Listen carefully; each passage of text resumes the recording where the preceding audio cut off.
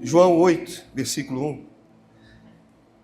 Jesus, porém, foi para o Monte das Oliveiras. Guarda isso. Pela manhã cedo, tornou para a igreja. E todo o povo vinha ter com ele. E ele ensinava. Escribas e fariseus trouxeram uma mulher apanhada em adultério. E colocando-a no meio, disseram: Mestre, ela foi apanhada no próprio ato adulterando. A lei manda que ela seja apedrejada. E tu, que falas? Isto diziam eles, tentando para que tivessem do que acusar. Mas Jesus, inclinando-se, escrevia com o dedo na terra. E como insistiam perguntando, endireitou-se e disse: Aquele dentre vós que está sem pecado, seja o primeiro a atirar a pedra contra ela. E tornando a inclinar-se, escrevia na terra. Porém, ouvindo eles isto, acusados pela consciência, saíram um a um, começando pelos mais velhos até os últimos. Ficou só Jesus e a mulher, que estava no meio. E endireitando-se Jesus, e não vendo ninguém mais do que a mulher, disse: Onde estão os que te acusavam? Ninguém te condenou? E ela disse: Ninguém, Senhor. E disse Jesus: Nem eu também te condeno. Vai-te e não peques mais. Vamos orar? Fecha os teus olhos. Meu Deus, meu Pai, Deus de infinita misericórdia, Deus do céu e Deus da terra, Deus do nosso coração, muito obrigado, porque o Senhor é o único digno de honra, de glória e de adoração. Muito obrigado, ó Pai, pela segunda, terceira, quarta chance. Muito obrigado, ó Deus, pela tua misericórdia, que se renova a cada dia. Muito obrigado, Deus, pelas inúmeras vezes que o Senhor nos poupou da vergonha. Que o Senhor continue sendo, ó Deus, o que o Senhor é. Que nós possamos, ó Pai, melhorar um pouco a cada dia. Eu te faço os 3 pedidos, que sempre hei de fazer. Faz o que o homem não pode fazer. Age onde o homem não pode agir. Fala conosco, meu Deus, e dar-te-emos toda a glória. A partir desse instante, onde houver um glória a Deus, um aleluia, derrama a presença do teu Espírito Santo, para que esse povo saiba que só quem pode bate palma.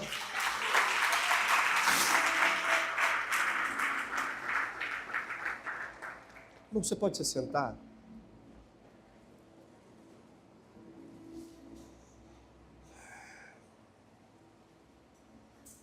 Nós começamos semana passada os caminhos da recompensa.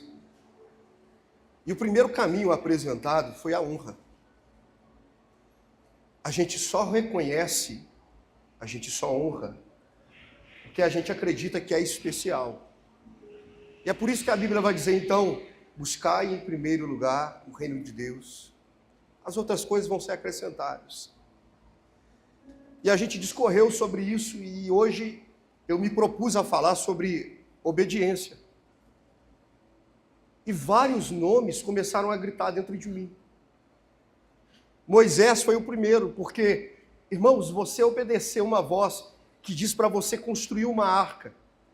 E durante 100 anos de obediência você não vê resultado, é algo extraordinário.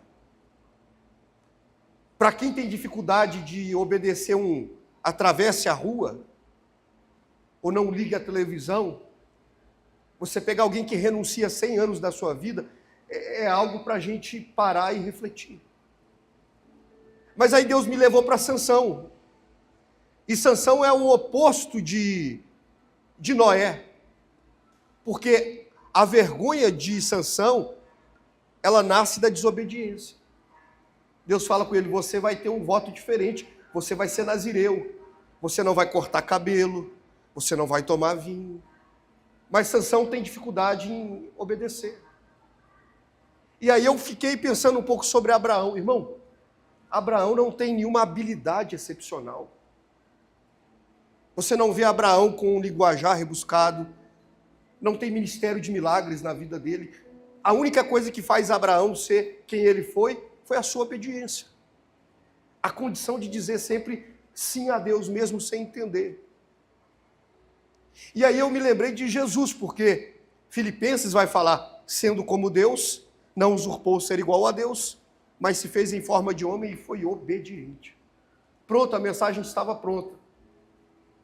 Mas Deus me trouxe esse texto.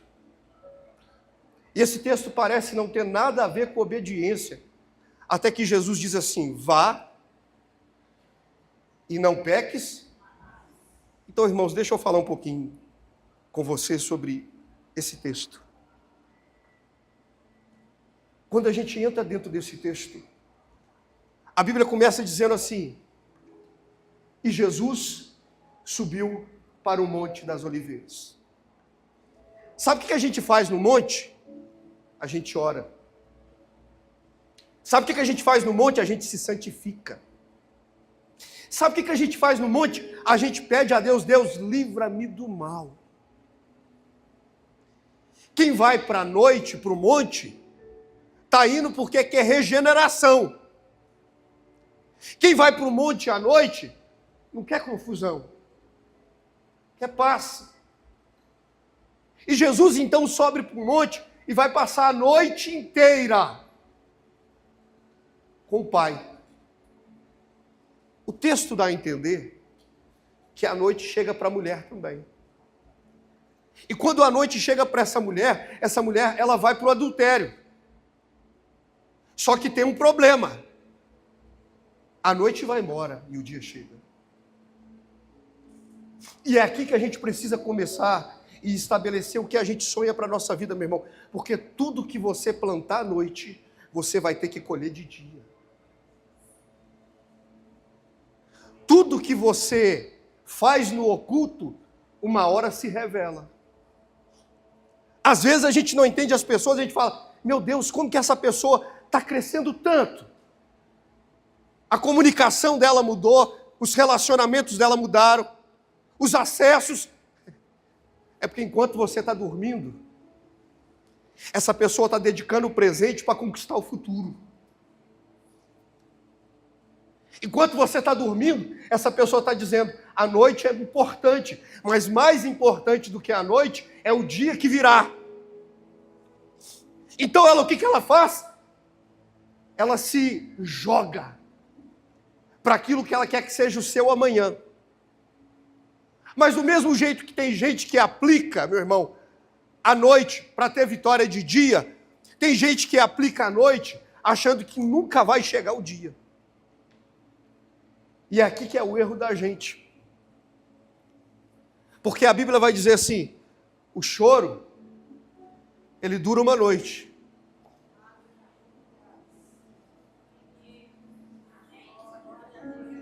Olha para a pessoa que está do seu lado e fala assim, a melhor coisa que tem é chorar nos pés de Deus à noite, para poder rir de dia.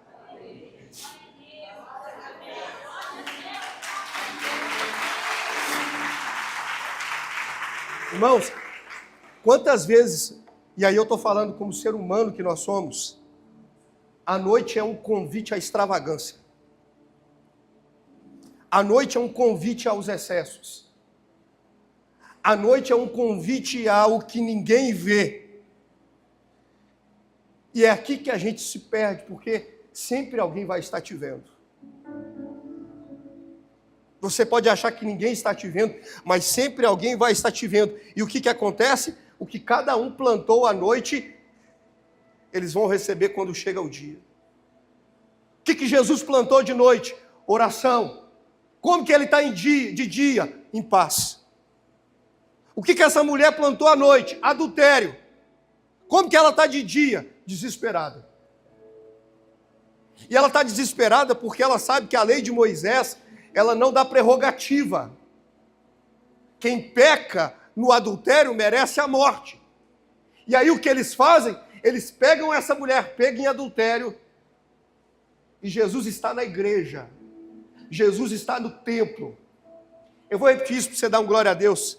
Porque Jesus desceu da igreja, que é o monte, e continuou na igreja. Porque quem é de Deus ama as coisas de Deus, meu irmão. É simples assim. Não tem vida dupla. De noite eu estou no lugar, de dia eu estou em outro lugar. De noite Jesus está no monte, mas de dia ele está na igreja. E aí esses homens pegam essa mulher, pegam em adultério, e levam essa mulher até Jesus para quê? Para condenar essa mulher. Só que tem um problema. Eles levaram essa mulher para a igreja. É por isso que eu amo Jesus. Sabe por quê, meu irmão? Porque se eu pegar o seu celular aqui, se eu fizer uma CPI na sua vida, se eu for no seu emprego, se eu conversar com seus melhores amigos, se eu fizer uma busca acirrada do seu passado, eu sei que eu vou achar pecado e eu vou ter como te acusar. Mas Jesus também sabe disso. E Jesus sabe tanto disso, meu irmão, que ele criou um lugar chamado igreja. E igreja não é um lugar onde a gente entra para ser acusado. Igreja é um lugar onde a gente entra para ser salvo. Quem entra por aquele lugar já reconheceu os seus pecados. Quem entra por aquele lugar já sabe que a vida não é como deveria ser. Quem entra por aquele lugar já entendeu a necessidade de Deus. E quando você entra diante de Deus, sabendo quem você é, Deus revela quem Ele será na sua vida, meu irmão. E a misericórdia de Deus dura para sempre. Se tem alguém aqui que está entendendo o Evangelho de Jesus, para dar glória a Deus e aleluia!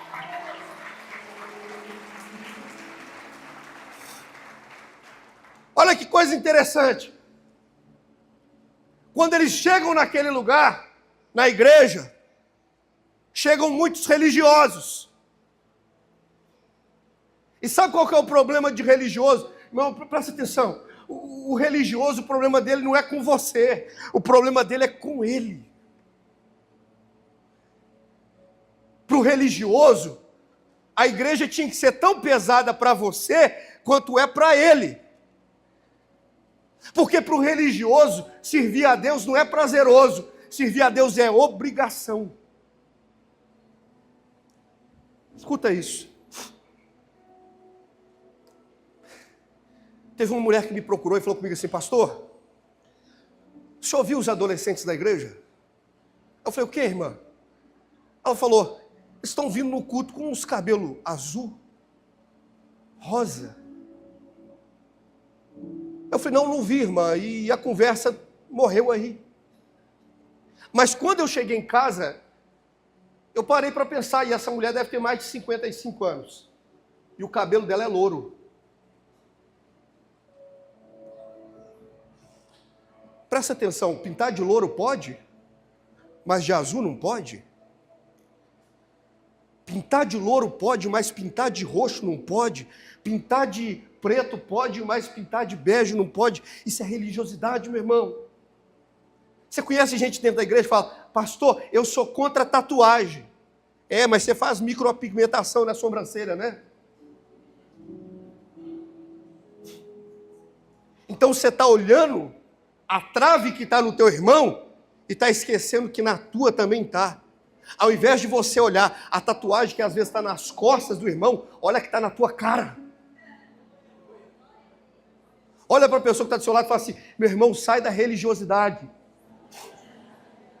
Sabe por quê, meu irmão? O religioso, Deus consegue acessar a consciência dele, mas nunca o comportamento dele.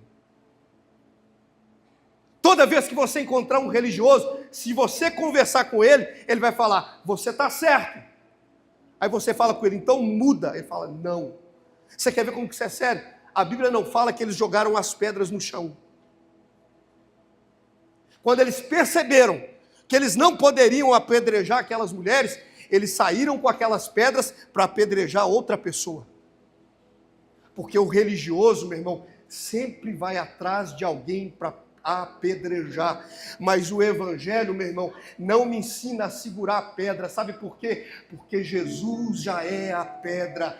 Quem tem que julgar é Ele, quem tem que condenar é Ele, quem tem que salvar é Ele. Se tem alguém que pode abrir a boca para falar alguma coisa, é Ele, meu irmão. Não se coloque como juiz para quem tem um advogado justo e fiel, chamado Jesus Cristo de Nazaré. Eu estou profetizando isso na tua vida, meu irmão. Uma igreja de Jesus Cristo não é uma igreja que condena. Fala comigo assim: a igreja de Jesus não condena. A igreja de Jesus acena. Eu não faria assim. Eu não penso assim. Eu não vejo assim. Mas se você está feliz assim, sabe por quê, meu irmão? O religioso, ele acha que ele convence. Mas eu há muito tempo descobri que eu não convenço ninguém. Você não convence ninguém. Se você convencesse alguém, a sua família toda já estava salva. Mas o Espírito Santo,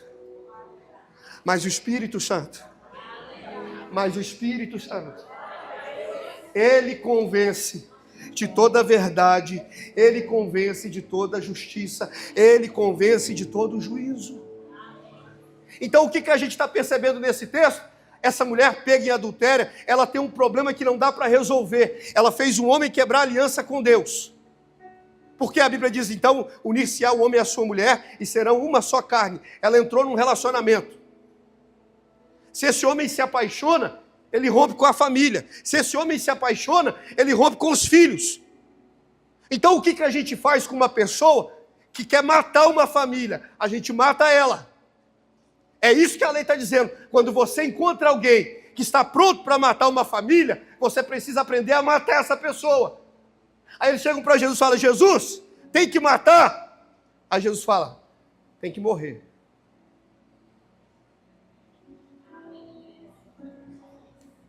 Eu vou repetir isso. Eles falam: Jesus, tem que matar, né? Aí Jesus fala: não, alguém vai ter que morrer. E Jesus bate no peito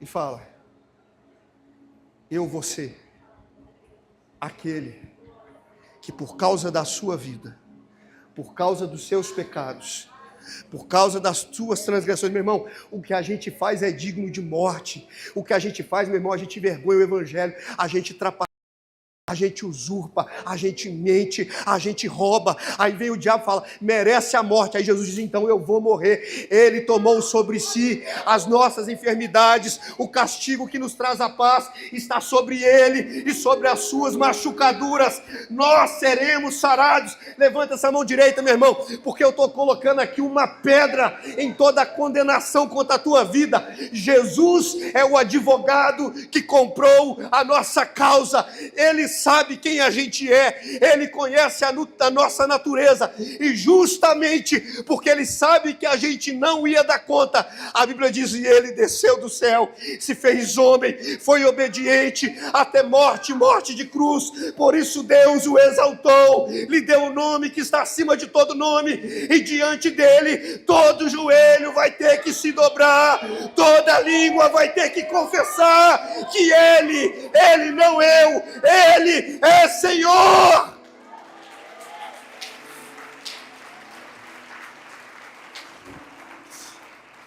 Agora, o que a gente precisa entender?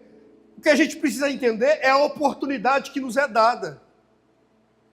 Irmão, era muito mais fácil Jesus falar: mata, do que Jesus falar: Deus vai transformar.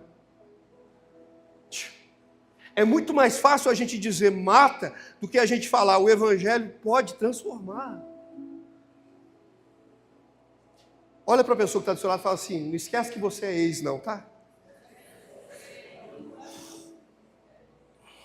Ó, aqui tem ex-viciado, aqui tem ex-alcoólatra, aqui tem ex-drogado, aqui tem ex-adúltero, aqui tem ex-mentiroso, aqui tem ex-safado, Aqui tem ex-vagabundo, aqui tem ex-agressivo, aqui tem ex-depressivo, aqui tem ex-ansioso. Pastor, o que mudou? O que mudou é que quando Jesus olhou para a minha vida e me deu uma segunda chance, Ele não disse para mim, continue vivo. Ele disse para mim, agora não viverá mais você, mas eu viverei em você. Ei, meu irmão, Jesus está liberando uma palavra. Não vivo mais eu, mas Cristo vive em mim. E a vida que hoje eu vivo é para a glória dele.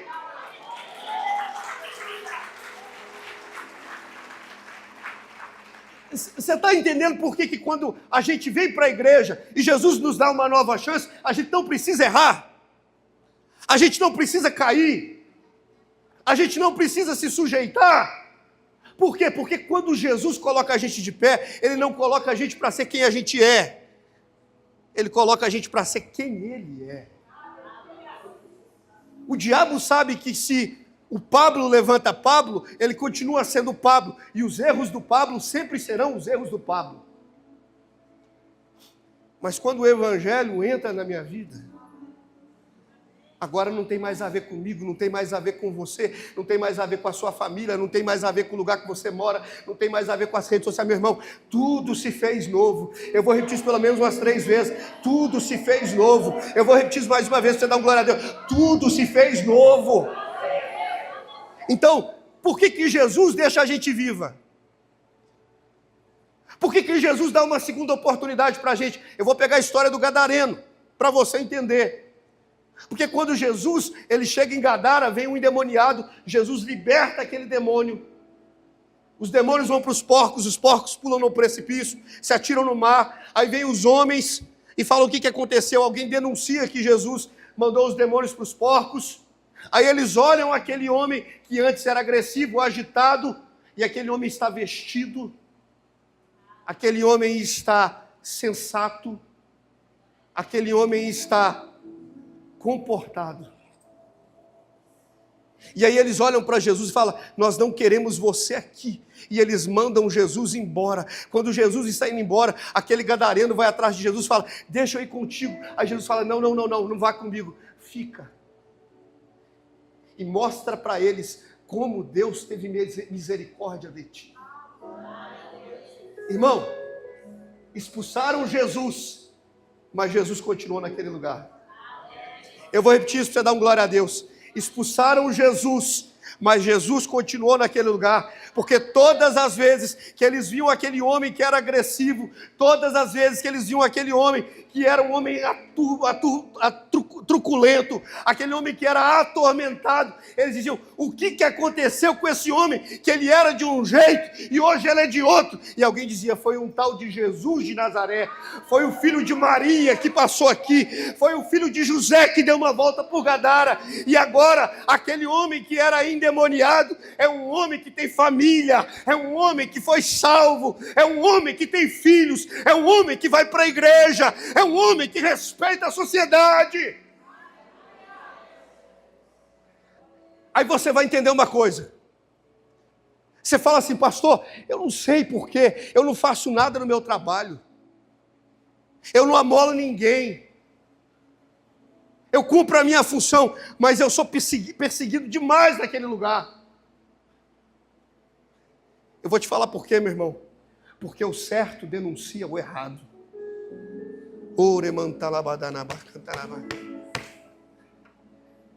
Você está falando, eu não faço nada. É justamente porque você não faz nada, porque tem um monte de gente naquele lugar comprometida com o erro, comprometida com o engano, comprometida com a mentira, e justamente porque você não se comprometeu com a noite errada, é que você está aparecendo de dia. Agora, o que a gente precisa entender? A gente precisa entender uma coisa, e aqui eu quero que você preste bem atenção, porque toda pessoa que é um ex, aceitou Jesus no seu coração, ele vai passar por um processo chamado processo de credibilidade. O que é o processo de credibilidade? É que quando o evangelho entra na nossa vida, as pessoas não vão dizer imediatamente, nossa, que homem de Deus, nossa, que mulher de Deus. Eles vão começar a acompanhar a nossa vida. E eles vão dizer assim, 2 meses, 3 meses está fora da igreja. Sei como que é. Daqui a pouquinho volta para a velha vida, daqui a pouquinho começa com as mesmas histórias, é só a tentação bater na porta, ele volta, e ó, eu conheço isso aí, isso é fogo de palha. Como diz a frase, pau que nasce torto, me ajuda a pregar, pau que nasce torto, daqui a pouco ele volta. Conheço a família, conheço ele. Ele é inconstante. Só que do céu Deus está olhando. E o Espírito Santo está colocando uma palavra dentro do seu ouvido. Vá. Não peques. Vamos lá, me ajuda a pregar. Enquanto está todo mundo falando que você, meu irmão, não vai dar certo, que é questão de tempo para você cair, o Evangelho continua gritando a mesma mensagem no teu coração. Qual que é a mensagem? Vá. Mais uma vez, vai, me ajuda a pregar. Mais uma vez. Guarda uma coisa no seu coração. Quando aqueles homens, eles foram diante de Jesus, eles estavam falando, mas Jesus estava escrevendo.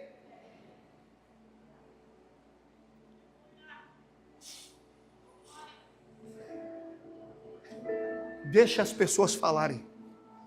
Não, cutuca pelo menos 3 pessoas crentes do seu lado e fala assim, deixa as pessoas falarem. Meu irmão, olha para mim aqui, ó, em nome de Jesus. Deixa as pessoas falarem. Deixa as pessoas falarem. Por quê? Porque enquanto as pessoas estão falando, Jesus está escrevendo uma nova história sobre a minha vida. Jesus está escrevendo uma nova história sobre a sua vida.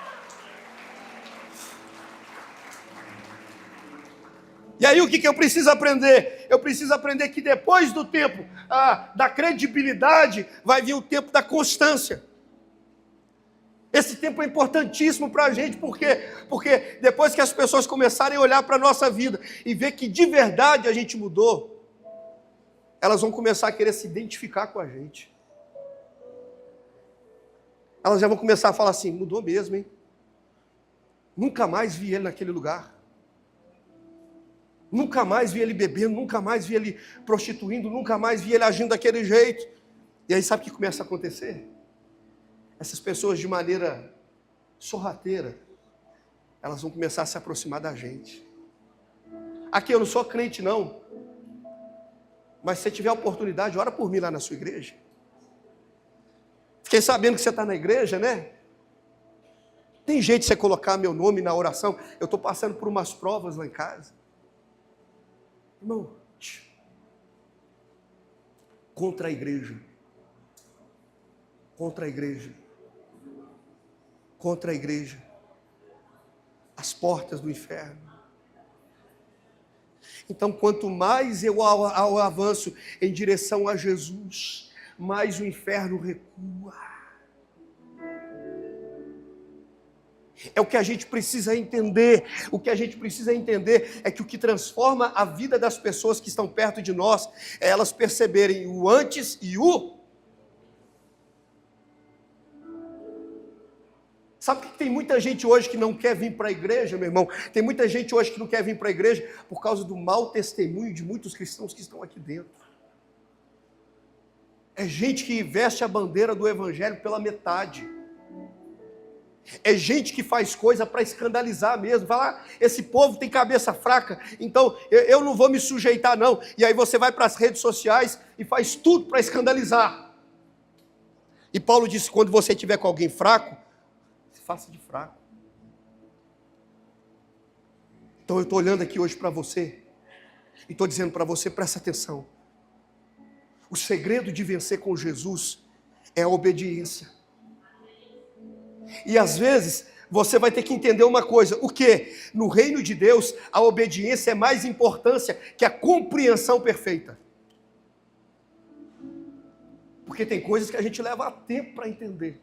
Você quer ver, imagina uma guerra. Uma guerra, o general está andando e atrás dele tem 2 soldados. De repente ele fala assim, todo mundo ao chão. Aí o primeiro faz pum no chão. O segundo fala assim, quer? Pá, morreu. Porque o segundo quis entender. O primeiro entendeu que mais importante do que entender, ele precisava ouvir. Ah, pastor, mas eu não concordo não, porque minha prima é adúltera, por que eu não preciso ser? Tem gente que faz isso. Não, pastor, eu não concordo não, fulano de tal não é dizimista, por que eu tenho que ser?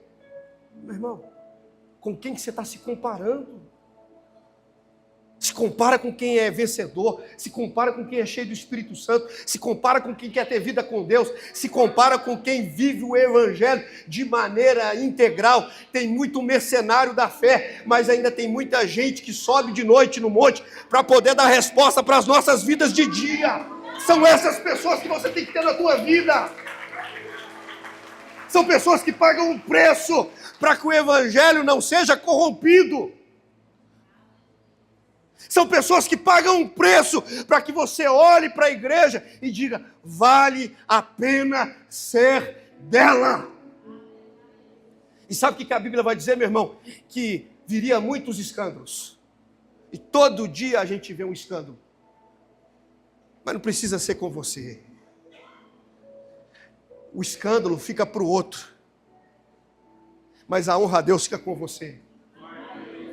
Eu vou repetir isso, o escândalo deixa para os outros, mas a honra a Deus fica com você, a obediência fica com você, o amor ao Evangelho fica com você, a alegria de estar na casa de Deus fica com você, enquanto tem muita gente dizendo, eu sou desigrejado, que você tenha coragem de levantar as duas mãos e dizer, me alegrei quando me disseram, vamos à casa de Deus, e você vem para essa casa adorar Jesus, enquanto muita gente está dizendo, eu não estou nem aí, se minha mulher quiser separar, separa, se meu marido quiser ir embora, vai embora, que você levante as suas mãos para o céu e diga, a minha casa, serviremos ao Senhor, e você seja uma família, que seja a expressão de Jesus Cristo nessa terra. Se tem alguém aqui entendendo, diga aleluia.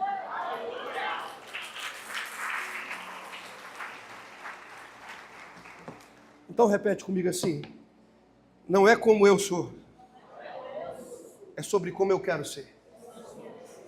Não, o Evangelho não é sobre como eu sou. O ministério de louvor pode subir. O Evangelho nunca foi sobre quem eu sou, mas o Evangelho é sobre quem eu quero ser, a partir do encontro com Jesus. Posso terminar te ensinando uma coisa que pode ser que você não saiba? Esse gadareno que ficou, está lá em Marcos 3, se eu não estou enganado. Mas quando chega Marcos 5, Jesus volta a Decápolis.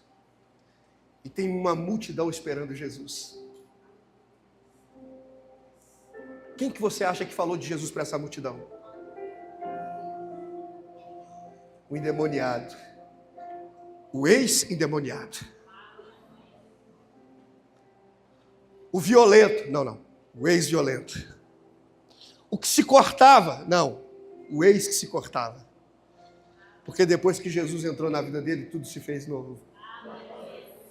Irmão, que um dia eu possa ir na sua casa e sua casa está toda sentada em volta de uma mesa, dizendo assim, o Evangelho começou por ele, mas já nos alcançou. Porque a vontade de Deus para a nossa vida, meu irmão, não é que você se torne um frequentador de igreja, mas que você se transforme em um discípulo. O frequentador quer vir, mas o discípulo quer ir. A quem enviarei? E quem há de ir por mim? Tem alguém que pode levantar a mão e dizer, eis-me aqui, Senhor, envia-me a mim. Fica de pé no seu lugar. Vamos adorar Jesus. Mesmo sendo assim, Ei, pobre pecador, Deus Deus me ama.